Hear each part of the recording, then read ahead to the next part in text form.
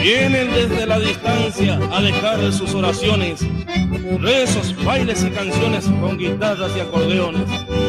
Algunos vienen cumpliendo la promesa prometida, placa, cigarro o bebida o algunas prenda querida.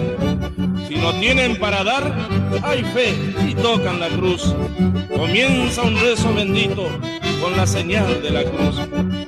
Desde la tumba que él quiso que esté donde hoy está, seguro que el gauchito Antonio Gil va a escuchar, rodeada de velas rojas y banderas coloradas que se distinguen de lejos como señal de llegada. Para todos los que vienen con la esperanza enancada y esa fe que uno tiene con la bendición sagrada.